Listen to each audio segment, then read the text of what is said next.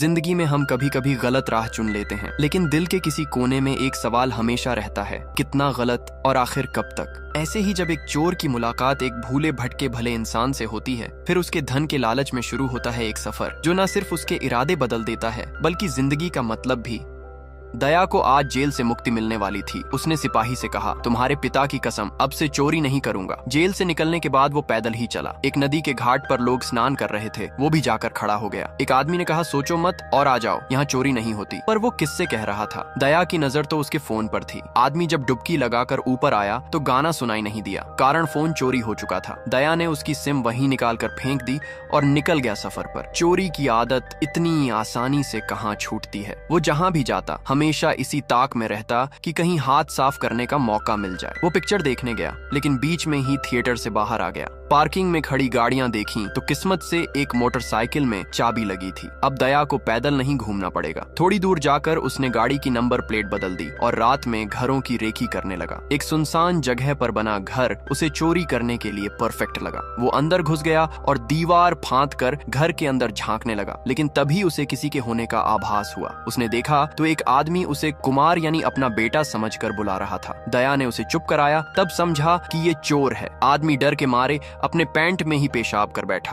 और सबसे अजीब बात, वो चैन से बंधा हुआ था। उसने बताया, मुझे भूलने की बीमारी है, इसीलिए मेरा बेटा मुझे बांधकर काम पर चला गया ताकि मैं कहीं चला न जाऊं। दया घर में पैसे ढूंढने लगा, लेकिन वो आदमी उससे अपनी चैन खोलने की कहता है और बदले में 25,000 रुपये देने का वादा करता है। दया को पता चला कि उसके अकाउंट में पैसे हैं, लेकिन भूलने की बीमारी की वजह से पिन एटीएम मशीन देखकर ही याद आता है। तो दया ने उसकी चैन काट दी और कपड़े बदलवा कर उसे अपने साथ एटीएम ले गया। यहाँ वो पैसे निकालने लगा और दया बाहर खुश खड़ा था, लेकिन जब उसने कांच से झांक कर देखा तो दंग रह गया। उसके खाते में पूरे 25 लाख रुपए थे। दया को तो अपने 25,000 मिल गए थे, लेकिन पिल्लई का बैंक बैलेंस देखकर उसकी आंखों में चमक आ गई। सोने का अंडा देने वाली मुर्गी को ऐसे कैसे छोड़ देता। वो फिर से उसके पीछे गया। पूछने पर उसने बताया, तिरुवन्नामलाई में मेरा एक दोस्त है, मुझे वहीं जाना है। दया बोला, मैं भी उसी रास्ते से जा रहा हूँ, लेकिन उसने सिर्फ बस स्टैंड छोड़ने को कहा। रास्ते में उसने बताया, मेरा बेटा पुलिस में है। ये सुनकर दया थोड़ा डर गया। वो बोला, मैं भूलने की बीमारी की वजह से कई बार घर से भाग चुका हूँ, इसीलिए वो मुझे बांध कर जाता है। बस स्टैंड पर उसने दया से किराए के 100 रुपये मांगे, पर दया ने उसे 500 रुपये दे दिए। फिर वो चला गया, लेकिन घूम फिर कर फिर से वापस आ गया। इस बार दया ने उसे चाय ऑफर की, लेकिन उसने मना कर दिया और जाने लगा। दया ने उसे अपनी बाइक पर चलने को कहा। पहले तो वो मना करता रहा, लेकिन फिर मान गया। अब दोनों बाइक से जा रहे थे। रास्ते में दया सुसु करने के बहाने रुका और चोरी के मोबाइल से किसी को फोन करने लगा, लेकिन तभी वो आदमी उसे अपना बेटा कुमार समझकर पास बुलाता है और एक थप्पड़ जड़ देता है, क्योंकि वो उसके सामने सिगरेट पी रहा था। दया को गुस्सा तो आया, लेकिन 25 लाख के लिए उसने सह लिया। दया ने फिर पूछा, हम कहाँ जा रहे हैं? तो इस बार उसने बताया, तुम्हारी बहन कृष्णावेणी के घर, पालक्कड़। वो अब भी उसे कुमार समझ रहा था। दया ने कहा, पेट्रोल और होटल के पैसे तो है ना आपके पास? तो उसने कहा, बैंक से निकालने होंगे। आगे वो एक एटीएम पर रुके। उसने दया को कार्ड दे दिया, लेकिन पिन उसे पता नहीं था। वो बोला, अरे कितनी बार तो निकाले हैं तुमने। फिर उसने पिन बताया, लेकिन वो गलत था। तो वो खुद जाकर दूसरा पिन डालता है, लेकिन वो भी गलत। दया ने कहा, कोई बात नहीं, मेरे पास हैं पैसे। फिर वहीं दोनों आराम करने लगे। इधर जिनकी मोटरसाइकिल दया चुरा कर लाया था, उन्होंने पुलिस में शिकायत कर दी। वो किसी नेता के रिश्तेदार थे, इसलिए पुलिस ने मामले को गंभीरता से लिया। अगले दिन दया ने एक डायरी पर उसका नाम, नंबर, पता और बेटे बेटी दोस्त के बारे में सब लिखवाया, साथ ही अपना नाम नंबर भी, ताकि भूलने पर काम आए। यहीं पहली बार पता चला कि उसका नाम वेलायुधम पिल्लई है। उसने फिर से दया से 1,000 रुपए लिए और मेडिकल स्टोर पर दवाई लेने चला गया। तब तक दया ने अपने दोस्त को फोन लगाया, जो उसी की तरह हेरा फेरी करता था। वो बता ही रहा था कि पिल्लई तो सीधे बस में बैठकर निकल गया। दया तुरंत बस के पीछे दौड़ा और चलती बस में चढ़ गया। फिर बस रुकवाई और पिल्लई से बोला, चलो उतरो, पर वो तो उसे पहचानने से ही इनकार कर गया। बहस होती देख बाकी यात्री समझने लगे कि ये जबरदस्ती ले जाना चाहता है। दया ने उन्हें समझाया कि ये मेरे साथ है, यकीन ना हो तो इनकी डायरी देख लो। डायरी में दया ने उनके बेटे की जगह अपना नंबर लिख रखा था। कॉल करने पर लोगों को भी विश्वास हो गया। फिर उसे बस से उतार कर दोनों निकल पड़े। पेट्रोल पंप पर पैसे देने के लिए पिल्लई ने कार्ड लगाया, पर पिन फिर गलत। मजबूरन दया को ही पैसे देने पड़े। रास्ते में गर्मी कम लगे इसलिए वे गांव वाली सड़क से जा रहे थे। तभी अंकल को नींद लग गई और दया ने जानबूझकर मोटरसाइकिल बकरी पर चढ़ा दी। बकरी को हल्की चोट आ गई और वहां के लोग हल्ला करने लगे। दया ने समझौता करने के लिए 3000 रुपए देने की बात की। उसने पिल्लई से कहा, मेरे पास पैसे नहीं है, आप दे दीजिए, नहीं तो ये लोग जाने नहीं देंगे। तब पिल्लई ने अपना एटीएम कार्ड दिया और पिन भी बता दिया। दया एक आदमी के साथ एटीएम गया और खुशी की बात ये रही कि इस बार पिन सही निकला। लेकिन आश्चर्य की बात ये कि अकाउंट में सिर्फ कुछ हजार रुपए थे। तो फिर 25 लाख कहाँ गए? खैर, पिल्लई ने लोगों को बता दिया कि मेरा बेटा पुलिस वाला है। ये सुनकर उन्होंने पैसे लेने से मना कर दिया। लेकिन तभी दया को पता चला कि बुढ़े के पास 2 कार्ड हैं, मतलब पैसे दूसरे अकाउंट में हैं। चलते चलते वे एक जगह आराम करने रुके। पिल्लई को याद आया कि इसी गांव में उसका दोस्त रहता है। दया एक दुकानदार से पता पूछने गया। दुकानदार बाहर आता तब तक दया ने एक चॉकलेट गपक ली, लेकिन वहाँ ऐसा कोई इंसान रहता ही नहीं था। रात को वे एक कमरे पर रुके। यहाँ दया ने अपने दोस्त को सारी बात बताई। दोस्त ने कहा, डुप्लीकेट कार्ड बन जाएंगे, पर ध्यान रखना अगले 1 महीने तक कार्ड ब्लॉक नहीं होना चाहिए। पिल्लई को रोज एक पौवा चढ़ाकर सोने की आदत थी। वो दया को अपने बचपन की बातें बताने लगा। दया ने भी बताया, मुझे बचपन में जूतों की बहुत जरूरत थी, पर भगवान से बहुत मांगने के बाद भी नहीं मिले और तब से मैं चोर बन गया। फिर दोनों सो गए और दया सुबह देर से उठा। उसके दोस्त ने कार्ड की फोटो मांगी थी। वे एक रेस्टोरेंट में खाना खाने गए। यहाँ दया ने वेटर की टांग में टांग अड़ा दी, जिससे पिल्लई के ऊपर दाल गिर गई। दया ने कहा, आप वॉशरूम जाकर साफ कराइए। उसके जाते ही उसने बैग उठाया और पर्स से दोनों कार्ड निकालकर उनकी फोटो खींच ली और जल्दी से वापस रख दिए। रास्ते में दोस्त का फोन आया कि डुप्लीकेट कार्ड बन गए हैं, तू लेने आजा। तो दया उसी रास्ते चल पड़ा। पिल्लई ने पूछा, हम तिरुवन्नामलाई नहीं जा रहे क्या? दया ने उसकी भूलने की बीमारी का फायदा उठाकर कहा, वहाँ तो हम कल ही आपके दोस्त से मिलकर वापस आ गए। अब हम आपके कहने पर आपकी बेटी के घर पालक्कड़ जा रहे हैं। ये सुनकर पिल्लई पैसे ढूंढने लगा। दया ने पूछा, कौन से पैसे? तो उसने बताया, वो दोस्त नहीं, मेरा साला है, उससे मुझे 25 लाख रुपए लेने थे, इसीलिए तो वहाँ जा रहा था। अब दया की खुशी दुगनी हो गई, क्योंकि बूढ़ा पूरे 50 लाख का निकला। उसने फिर झूठ बोला, हम वहाँ गए नहीं, बल्कि अब जाने वाले हैं, आपको सुनने में गलती हो गई। फिर दया बोला, अभी मुझे थोड़ा काम है, और उस जगह पहुंच गया। यहाँ पिन पता करने के लिए वो जुआ खेलने बैठ गया, लेकिन 5000 हार गया। फिर पिल्लई से पैसे देने का कहकर खुद चला गया और उसे डुप्लीकेट कार्ड मिल गए। लेकिन वापस आया तो पता चला बूढ़े ने 5 के 10,000 हरवा दिए और पैसे देने से मना कर रहा है। दया ने 3000 में बात खत्म करने की कोशिश की, लेकिन वो लोग माने नहीं। तब दया ने अपना असली रूप दिखाया और बात बन गई। अब उसे बहुत गुस्सा आ रहा था। पैसे खर्च होते जा रहे थे और एटीएम का पिन अभी तक पता नहीं कर पाया था, लेकिन कहीं न कहीं उसे अंकल से लगाव भी हो गया था। खैर, वे अगले दिन तिरुवन्नामलाई पहुंचे और एक आश्रम पर पिल्लई का साला मिल गया। पिल्लई उससे बातें करने चला गया। इधर दया का दोस्त बार बार पूछ रहा था, पिन नंबर मिला कि नहीं। थोड़ी देर बाद जब वो लौटे तो दया ने उस आदमी से बात की। तब पता चला कि कृष्णावेणी और कुमार उसी के बच्चे हैं। पिल्लई के कोई बच्चे नहीं होने के कारण उसने उन्हें गोद लिया था। फिर सब खाना खाने बैठ गए। सारी बातें हो गईं, पर पैसों की बात अब तक नहीं हुई थी। जब दया ने पूछा तो उन्होंने बताया, वो तो उसने 1 हफ्ते पहले ही मेरे अकाउंट में डाल दिए थे, यानी वो 25 लाख रुपए उसी के दिए थे। दया को थोड़ा बेवकूफ जैसा महसूस हुआ। आगे वे लोग एक मंदिर में रुके। वहाँ पिल्लई ने फिर एक दोस्त को याद किया। तब दया ने दिमाग लगाकर उसका नंबर निकाला और अंकल की उससे बात करवाई। जब वे निकल रहे थे, दया को चाबी नहीं मिली। पिल्लई के कहने पर बाहर देखा तो चाबी गाड़ी में ही लगी थी। इधर पुलिस पिल्लई के घर आई थी। वे लोग बात कर रहे थे कि कातिल ने क्राइम के बाद वहां पेशाब क्यों किया। साथ ही उन्हें पता चला कि कातिल पहले भी जेल जा चुका है और चोरी की बाइक पर आया था। उसने पहले जिस फोन से किसी को कॉल किया था, उसी फोन से और भी लोगों को कॉल की गई थी और उन लोगों की भी मृत्यु हो चुकी थी। कल रात फिर तीसरे आदमी को कॉल की और वो भी मरा हुआ मिला। वही नंबर था जो दया ने पिल्लई को देकर पूछा था। एक एक कर निपटते लोग और आराम से घूमते दया व भुलक्कड़ आदमी। पुलिस अधिकारी भी इस अपराधी को पकड़ने के लिए तिरुवन्नामलाई की ओर निकलने की तैयारी कर रहे थे। रात को वे लोग एक जगह रुके। वहाँ दया का दोस्त भी था। दोस्त बार बार कह रहा था कि पिन तो पता करना ही पड़ेगा, कैसे भी। अंदर पिल्लई उनकी शराब में बेहोशी की दवा मिला रहा था। फिर तीनों ने साथ में शराब पी और पास ही में चल रहे नाच गाने में चले गए। पिल्लई बाथरूम का बहाना बनाकर वापस आया और पर्स से नई सिम निकाली। उसने एक आदमी को कॉल किया और पूछा, तुम मधुमिता को तो जानते ही होगे, मुझे 1 घंटे में मिलो। थोड़ी देर बाद बातों ही बातों में दया के दोस्त से पता चला कि सिम बदलने के बाद भी मोबाइल से सब कुछ ट्रैक हो जाता है और ऐसे ही वो पहले भी फंस चुका था। ये सुनकर पिल्लई को झटका लगा। दया ने बताया कि वो उसे जेल में मिला था। उसका दोस्त काफी पहुंच वाला शख्स है, इतने में दवा का असर होने लगा और वे दोनों सो गए। फिर पिल्लई ने हथौड़ा निकाला और अपनी शर्ट में रख लिया। उसके बाद वह दया की गाड़ी लेकर निकल गया। उसने फिर उस आदमी को फोन कर धमकाया कि अगर नहीं मिला तो तेरा वीडियो तेरी बीवी को भेज दूंगा। इधर पुलिस को उसकी लोकेशन मिल गई थी और वे लोग उसे पकड़ने निकल पड़े थे। पिल्लई ने उस आदमी को एक स्कूल में बुलाया था। वो आकर धमकाने लगा, कहा कि ये बहुत पुरानी बात है, मैंने पुलिस को बता दिया तो तू बर्बाद हो जाएगा। पर पिल्लई को कोई फर्क नहीं पड़ा। फिर उस आदमी ने चाकू निकाल लिया और हमला कर दिया।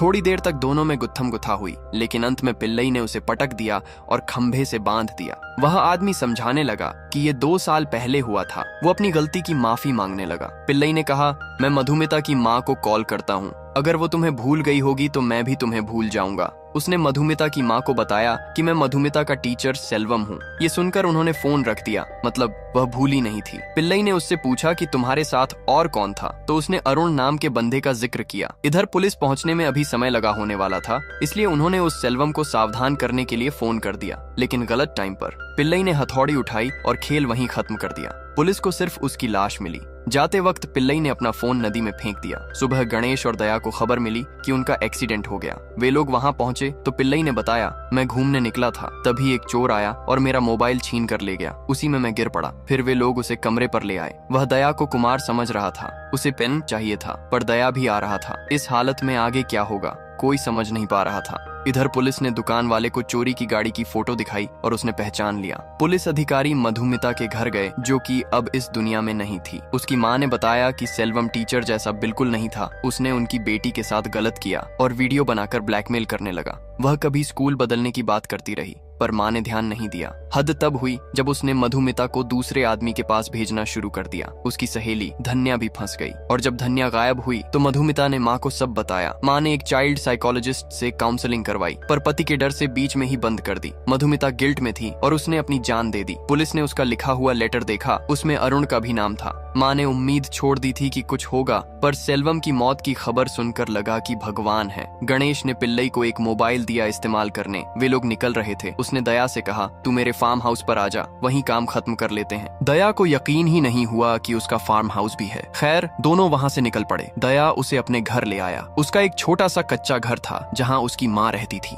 माँ उससे थोड़ी नाराज थी। दया ने माँ को समझाया कि पिल्लई अच्छे इंसान हैं, बस उन्हें भूलने की बीमारी है। लेकिन माँ को अंदर से सब पता था वो कौन सा खेल खेल रहा है। घर में रखी एक पुरानी फोटो देखकर पिल्लई को अपनी शादी की याद आ गई। पत्नी मीनाक्षी के साथ उसकी जिंदगी बहुत सुखद थी। दोनों की संतान नहीं हुई, लेकिन मीनाक्षी अपने भाई के बच्चों को अपने बच्चों की तरह चाहती थी। वो पेशे से एक साइकोलॉजिस्ट थी और कई माता पिता अपने बच्चों को उसके पास मदद के लिए लाते थे। लेकिन धीरे धीरे मीनाक्षी की हालत बिगड़ने लगी। एक बार रात के 2 बजे पिल्लई ने देखा वो रसोई में नाश्ता बना रही थी और उसे इस बात का एहसास ही नहीं कि अभी सुबह नहीं हुई। मीनाक्षी को भूलने की बीमारी हो गई थी। डॉक्टर ने साफ कह दिया था कि इसका इलाज संभव नहीं। कई बार तो वो अपने पति यानी पिल्लई को ही भूल जाती। ये पिल्लई के लिए असहनीय पीड़ा थी। फिर वक्त आया जब दया को पिल्लई को पालक्कड़ छोड़ने जाना पड़ा। रास्ते में दया ने उससे कहा, अब मैं चोरी चकारी छोड़ने का सोच रहा हूँ। तभी माँ का फोन आया। माँ ने बताया, भगवान के पास 10 लाख का चेक मिला है। ये चेक पिल्लई ने ही रखा था। उन्होंने कहा, ये तुम्हारे अच्छे सोचने का फल है। दया भावुक हो गया। उस रात पार्टी का प्लान बना। उधर पुलिस अब भी उलझन में थी कि हत्यारा एक है या 2 और मरे हुए लोगों का आपस का क्या रिश्ता है। दुकानदार ने दया का स्केच बनवा दिया था। दया शराब लेकर आया, लेकिन पिल्लई की नजर अब अगले शिकार अरुण पर थी। वो टॉयलेट में उससे बात कर रहा था। इतने में खाना डिलीवर हुआ। छुट्टे न होने पर दया ने पिल्लई का पर्स उठाया। पर्स खोलते ही उसके होश उड़ गए। अंदर से ढेरों सिम कार्ड निकले। अचानक उसके दिमाग में बीते सारे पल घूम गए। तभी पिल्लई बाथरूम से निकला। उसने दया से कहा, तुम भी फ्रेश होकर आओ। वो गया और वापसी तक पिल्लई ने ड्रिंक तैयार कर दी। दया ने पी तो ली, पर फिर चार्जिंग पर लगा अपना फोन निकाला और माँ से बात करने का बहाना बनाकर बाहर चला गया। फिर अपने फोन में थोड़ी देर पहले की वो रिकॉर्डिंग देखी जो टॉयलेट जाने से पहले वो कैमरा चालू करके गया था। उसने देखा पिल्लई ने उसकी ड्रिंक में कुछ मिलाया तो जल्दी से भागकर नीचे गया। बाहर निकलते ही दुकान पर जाकर पानी पिया और उल्टी कर दी। तभी उसे समझ आया, इसीलिए रोज पीने के बाद वो सीधे सो जाता था। अब सारा सच सामने था। कमरे में लौटकर उसने मौका पाते ही पिल्लई का फोन खोला। उसमें अरुण से हुई बातचीत साफ दिख रही थी। उनकी चैट देखते ही दया के पैरों तले जमीन खिसक गई। उसमें पिल्लई ने कहा था, मैं दुबई से आया हूँ, तुम्हारे बारे में मुझे शिवा सेल्वम से पता चला, मुझे 15 से 16 साल की लड़की चाहिए, एडवांस 3 लाख दूंगा। ये पढ़कर दया का दिमाग सुन्न हो गया। पिल्लई वापस आया तो दया सोने का नाटक कर गया। फिर पिल्लई अपने काम पर निकल पड़ा। उसके जाते ही दया ने तार से दरवाजा खोला और उसका पीछा करने लगा। चौराहे पर पिल्लई किसी कार का इंतजार कर रहा था, लेकिन कार बिना रुके निकल गई। फिर वो भी टैक्सी लेकर होटल लौट आ गया और दया भी उसके पीछे। होटल पहुंचकर वो लिफ्ट से ऊपर जा रहा था कि दया ने अचानक लाइट काट दी, जिससे लिफ्ट रुक गई। दया सीढ़ियां चढ़कर कमरे तक पहुंचा और दरवाजा उसी टेक्निक से भीतर से लॉक कर लिया और तुरंत बेड पे सो गया। पिल्लई को सब सामान्य लगा, मगर दया की आंखों से नींद गायब थी। जिस इंसान को वो अच्छा समझ रहा था, असल में वो इतना घिनौना था, इस पर यकीन करना मुश्किल था। मीनाक्षी कोर्ट में उन बच्चियों के लिए लड़ रही थी, लेकिन उसकी हालत ऐसी हो गई कि वो अपना नाम भी भूल रही थी। अपराधियों को पहचान पाना तो दूर की बात, अदालत ने सबूत के अभाव में दोषियों को छोड़ दिया। बच्चियों के माँ बाप ने भी केस वापस ले लिया। मीनाक्षी इस चीज से बहुत आहत थी। वे लोग उसी के भरोसे आए थे। पिल्लई ने समझाया कि अब जो भी हो, हमें उनसे क्या लेना देना है। लेकिन एक दिन मीनाक्षी ने अपने ही पति को एसपी समझकर एक फाइल थमा दी। उस फाइल में सारे गुनाहगारों का काला चिट्ठा दर्ज था। उसने कहा, उन बच्चियों को न्याय मिलना चाहिए, पर कोर्ट से कुछ नहीं होगा। आप इन सबको खत्म कर दीजिए सर, मेरे पति बाहर इंतजार कर रहे हैं, मैं अब चलती हूँ। पिल्लई ने कहा, रुको, मैं भेजता हूँ उन्हें। ये सब देखकर उसे रोना आ रहा था। एक पत्नी ही तो थी उसके जीवन में, और फिर एक दिन वो भी छोड़कर चली गई, हमेशा के लिए। अब उसकी आखिरी इच्छा को ही पिल्लई ने अपने जीवन का मकसद बना लिया था। इधर दुकानदार के बताए स्केच से पुलिस वालों ने पहचान लिया कि ये दया ही है। उन्होंने दया के दोस्तों के नंबर निकाले और उनका पीछा करना शुरू कर दिया। इधर दया ने गणेश को बुला लिया था। वे लोग निकलने वाले थे, लेकिन उससे पहले दया ने गणेश को सब बता दिया। वो बोला, ये तो बहुत बड़ा अपराधी लग रहा है, इसने हमें फंसा दिया है, इसे ऐसे नहीं छोड़ना चाहिए। पर दया का मन खट्टा हो गया था। वो कहने लगा, भाड़ में जाए, मुझे इसके पैसे भी नहीं चाहिए। वो खुद चोरी जरूर करता है, पर बच्चियों के साथ ऐसा काम पाप है। लेकिन गणेश ने समझाया कि ऐसे लोगों के पैसे तो लेना चाहिए और सुझाव दिया कि हम इसे मेरे फार्म हाउस पर ले जाकर निपटा दें। वो नीचे आया तो गणेश ने कहा, चलिए मेरे फार्म हाउस पर इस बार अच्छे से पार्टी करेंगे। वो मान गया। दया ने कहा, आप इसके साथ जाइए, मैं दारू और चखना लेकर आता हूँ। वो गणेश के साथ जीप में बैठकर जाने लगा। रास्ते में गणेश उससे बातचीत करता रहा। पुलिस भी उन्हें पकड़ने निकल चुकी थी। पिल्लई ने जब पीछे देखा तो कुछ याद आया। उसने फोन निकाला और अरुण की व्हाट्सएप प्रोफाइल पिक्चर देखी, और वही सेम पुतला गणेश की जीप में लटका था। इतना ही नहीं, पिछली रात उस गाड़ी के जाने के बाद वहाँ से एक जीप भी गई थी, जो कि यही थी। पिल्लई ने कहा, गाड़ी रोको, मुझे पेशाब लगी है। गणेश ने कहा, हम बस पहुंच ही गए। फार्म हाउस पहुंचे तो गणेश गाड़ी से बाहर उतर गया। तब पिल्लई ने अरुण के नंबर पर फोन लगाया, और वो कोई और नहीं बल्कि गणेश निकला। वो पकड़ा गया। पिल्लई ने पूछा, तुम मधुमिता को जानते हो? गणेश ने कहा, तू उसका बाप है क्या, या धन्या का? धन्या सिंगापुर में है और मजे से रह रही है। पिल्लई बोला, वो सब छोटी बच्चियां थीं। गणेश ने कहा, मुझे उनकी उम्र से कोई मतलब नहीं, मुझे बस मजे से मतलब है। पिल्लई ने कहा, तुम बहुत नीच हो, क्या दया को पता है ये सब? गणेश बोला, दया बेवकूफ है, वो तो तुम्हें दुश्मन मान रहा है, जब तक वो आएगा मैं तुम्हें मार दूंगा। और फिर उसने हमला कर दिया। पिल्लई ने भी जवाब दिया, पर एक अधेड़ आदमी हट्टे कट्टे जवान आदमी से कब तक लड़ पाता? उसने पहले बहुत मारा, फिर जब दया को आते देखा तो जल्दी से उसके हाथ पैर बांध दिए और कुछ बोले ना, इसलिए मुंह भी बंद कर दिया। फिर दया से कहा, मैंने मार लिया, अब तेरी बारी। पर दया कहता है, इनका मुंह खोल। गणेश बोला, तू पागल हो गया है क्या? इसे तो मैं ही मार डालता हूँ। पर दया ने गुस्से से उसे दूर किया और खुद ही पिल्लई के हाथ पैर खोल दिए। गणेश को समझ नहीं आया कि यह क्या चक्कर है। दया ने बताया, इन्होंने ही मुझे फोन किया था और तूने जो जो कहा मैंने वो सब सुन लिया।